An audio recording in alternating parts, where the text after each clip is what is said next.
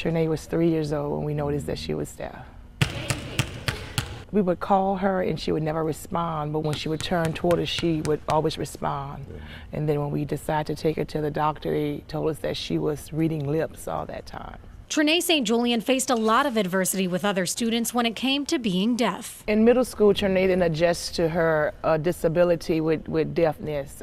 She didn't like the way she talked, because a lot of kids clown the way she talks. So it would kind of like make her talk just to laugh at her. But once she started high school and joined the volleyball team, she finally found a place at school that felt like home. She began to accept who God created, and she began to love herself because she found family, because these girls over here are truly an inspiration to Trinae, and they love her. I got Trinae as a sophomore.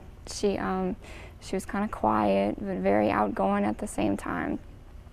Quickly became attached to her.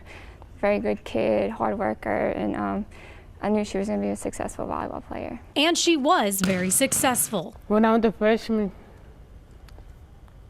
I got my letterman jacket, and I realized that I loved volleyball too much. After receiving a letterman jacket her freshman year, Trinae never saw her deafness as a disability. I think most people don't even realize that she is deaf and that she doesn't, because she's just one of the normal girls. You know, she looks like the rest of her teammates, she acts like them, and she doesn't let her stop her from doing anything. Come game time, she wasn't fazed by the noise, just focusing on the ball and her opponent. And while her family is always in the stands cheering her on, this is Trinae's #1 fan. Oh yeah, oh yeah. It's her teammates that have quickly become her family on the court. What are some of the relationships that you have with your teammates? Do they feel like your family?